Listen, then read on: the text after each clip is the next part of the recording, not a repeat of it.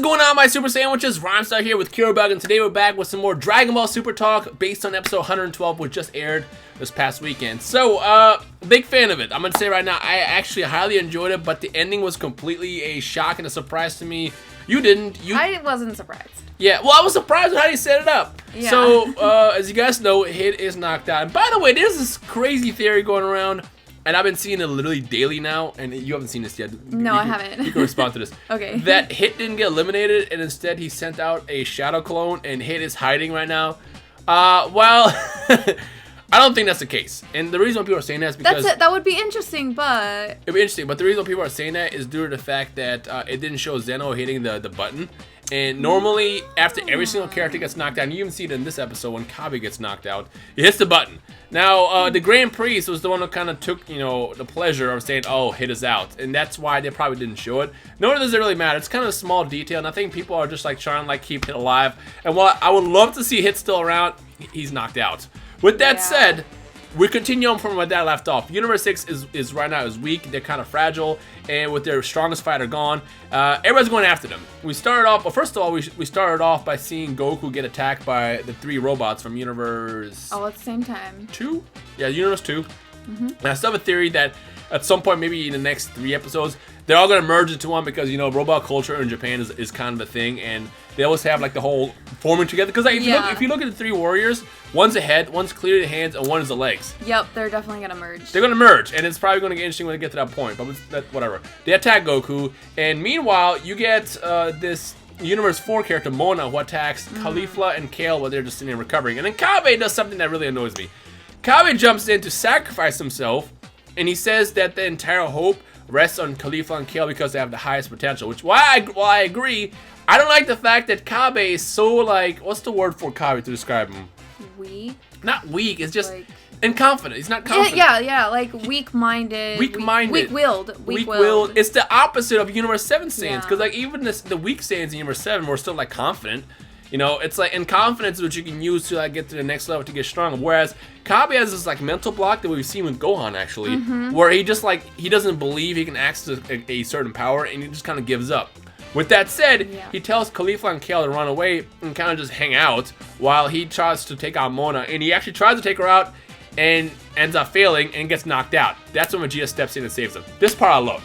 I absolutely love. I didn't expect that to be Vegeta. I was like, who's this gonna be? Because it was so dramatic. It scrolled up slowly. I was like, who's this gonna be? Why is it so dramatic right now? And then it's Vegeta. And as you guys know, they got the whole master-student relationship, and Vegeta brings up the fact that, oh, you promised to take me to planet Sadala, and that's when we also get a very, very important glimpse of what could potentially happen. Yeah. Vegeta says, well, Cabba says, I'm sorry, we can't make this promise happen because either you're gonna get wiped out or we're gonna get wiped out. Which Vegeta said, I'm going to win this, and I'm going to wish you back. So again, going back to the theories we were talking about, when it comes down to the end of the tournament, most likely it's going to be probably Universe 7. I thought 6 could potentially win, but after seeing Hit go, I don't really believe it anymore. Yeah. Universe 7 is probably going to win, and when it comes down to it, their wish with the Super Dragon Balls is going to restore everybody destroyed. Probably maybe the good universe or something, I don't really know. To which I feel like they're going to just say something like, hey, we can do these tournaments once a year or something, yada, yada, yada. Yeah. I still stick with that theory. I think so too, so far. Yeah. So what ends up happening is Vegeta says, I didn't rescue you because I like you. I rescued you, because of that. I rescued you because I don't like seeing Saiyans be so weak. Get out there, stick your chest out, say it with your chest, and go fight like a Saiyan. Be a Saiyan. And, Vegeta being Vegeta, it gets through to Cabba, and Cabba starts fighting Mona, and that's when he brings out Super Saiyan 2, which I didn't really think about whether or not he actually had. I guess we only seen Super Saiyan 1 if you think about it, and it makes sense because the last time we saw him was in the Champ arc, and him having Super Saiyan 2 makes sense. And he just got it though because you could tell because the angel of his universe was like, looks like he changed during the tournament. Exactly. So to anybody who's wondering whether or not it actually was Super Saiyan 2, it was. It's even confirmed by Vados. And I still love the interaction between Vados and Champa. It's like, didn't you tell him to run away? I love them. Whistling. Yeah, Champa and Vados are like my favorite duo between the Angels so far. They're Angel amazing. and God Shotgun so far. Followed with a close second with Beerus. It's like me and you. Sort of. Kind of. A little bit. Yeah. But this is the part where it gets interesting and kind of throws me off completely. So they just spend the entire episode, and I think this is kind of a waste if you ask me. They spend the entire episode building up, Cabba for him to get knocked out, because the next thing you see is Frieza pops out And as you guys already know, Frieza kind of doesn't like Saiyans, and he knocks him out. Literally throws him out the ring. And I'm like, oh, so we just spent this entire episode doing something with Cabba to just knock him out. I feel that's kind of wasted potential. And again, I feel like with how they do the characters, the bigger focus obviously is going to be Khalifa and Kale. Clearly, like merchandise, all that stuff, toys, yada yada yada. They're going to be the main focus. And I don't know if Cabba was just never a big or super popular character in Japan, which is why they did something like that. Because otherwise, they would not knock him out this fast. But he's out. He's gone. And we saw a brief glimpse of Golden Frieza finally, as he, ended up, as he said, wasting his excess stamina on trash. Yeah. And he Emperor Death Beams him and then knocks him out. I'm just confused. It's like, why build them up? So in the comment section below, and by the way, if you enjoyed the video so far, let me just go ahead and toss this out at 3,000 likes is always the goal. In the comment section below, let me know how you guys feel about the fact that Cabba got eliminated so soon and so fast. Like, is that a good thing, a bad thing? And overall, how, like, they're passing the torch on from Cabba to Khalifa and Kale. I think it's totally fine because they needed to give him some sort of a spotlight, but they obviously didn't want him to take up like that many episodes or anything like that. That's what threw me off because like he got the Tien treatment. He was just there, he did something cool, and then he's knocked out. It's like, oh, well. Well, I mean, he's not as exciting as Kale and Caulifla. He's just not. That's the funny part. Anyways. Here in the West, I feel like it's a completely opposite reaction. And again, I don't know if this is like accurate to you personally, to those watching the video. It just when they showed off Khalifa and Kale a couple weeks ago, originally, well, not a couple weeks ago, a couple months ago now. It's been a while. They had a mixed reception, and a lot of people didn't like the fact that Khalifa was able to go Super Saiyan right off the bat, and the fact that Kale basically is a Broly knockoff, which I understand. Again, it's a good critique to point out. But like, it's weird that they put in so much hope into Kale and Khalifa as opposed to Cabba, who's been around for a while and had a chance to kind of build up somewhat of a fan base.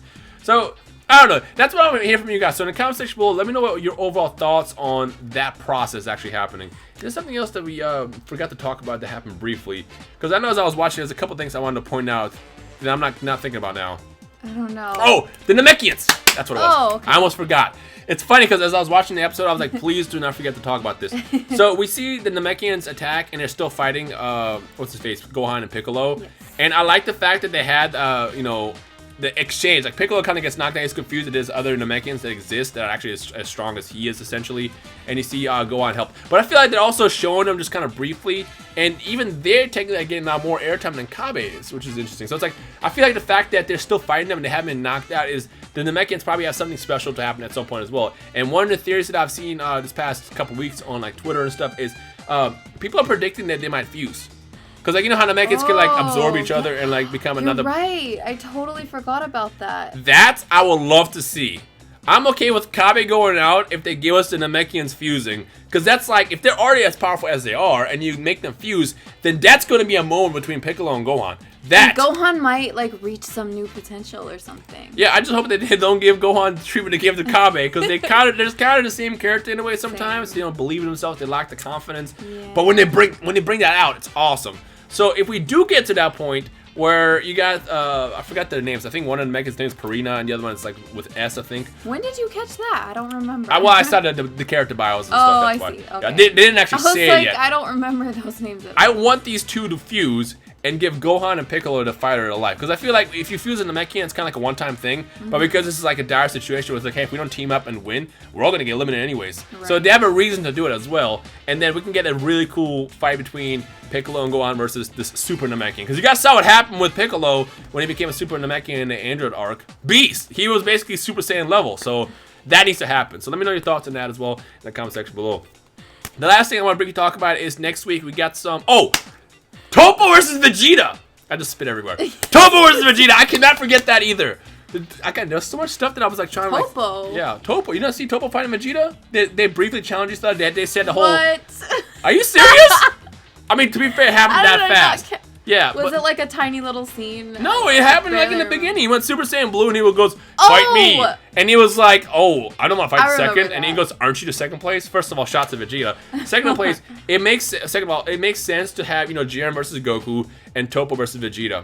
Granted, they didn't really tease whether or not this is going to be a real thing, but Vegeta and Topo need to be a thing. At some point in the next, X amount of episodes, they should have like a super focused fight around Topo going all out and Vegeta going all out. I think that will be beyond epic, so that also needs to happen. Finally, next week we got Caulifla and Kale teaming up against Goku, which kind of sucks because Goku is so weakened. And I saw a bunch of people this past week when the leaks came out question the fact, it's like, how is Caulifla and Kale taking on Goku? He's Goku. He's weak. Did you guys not just see? Super weakened. If you're watching, if you're like confused, did you guys not watch a couple weeks ago the fight between Jiren? He has no power inside him other than the fact that the Frieza gave him some power, but it was enough to walk, basically. He's not recovered. He's not in a state to fight yet, let alone fight someone like Caulifla, who has a lot of potential. As she said, she has infinite potential. And on top of that, it sounds like it's going to be Kale and Caulifla versus Goku. So next week, we're going to get some Super Saiyan 3 action, and I want to know what you guys think, whether or not we'll see Caulifla go another level beyond and bust out Super Saiyan 3. I know we talked about this briefly before. If Super Saiyan 3 was to make an appearance, a lot of people were like, I don't want to see this with Caulifla. It doesn't make any sense. While it wouldn't make much sense, it kind of does. Because remember, Universe 6 Saiyans are completely different evolved. That's why Cabba is not confident. And when they really tap into their power like Caulifla does, it works, Right. So her going Super Saiyan 3 will make sense, but I feel like it will also be her ultimate downfall. And I think that will be like the finale of Universe 6. Because when she goes down after she can't control the power, that's going to be it. Because then it's all about the Namekians, and if we do end up getting a Namekian fight, they're going to get knocked out, because let's be real. Yeah. They're not going to give the Namekians like the biggest spotlight as far as Universe 6, but I have a feeling that Universe 6 is going to go soon. I know, right? I kind of get that feeling too. Yeah, it hurts me. It does hurt me. It does. Yeah. With that said, it was a really good episode. I love the moment between Vegeta and Cabba, and I just can't wait to see what's going to happen next week. So, next week, they're not skipping. Okay, I think they'll be skipping an episode, I think sometime soon, but I might be wrong. But the next episode that comes up, is going to be obviously Kale and Caulifla. It's going to be the Saiyan Showdown versus Goku. So stay tuned for that. And other than that, if there's anything we missed, we apologize. Again, there was a lot to kind of note mentally that, I was trying to keep track of as I was, recording this video because we don't script these. But if we forget anything, feel free to just let us know down below and we can discuss it from there. Yeah. Other than that, 3,000 likes is always the goal. Enjoy the rest of your weekend. It's been Rhymestyle. We'll see you guys next time. Bye.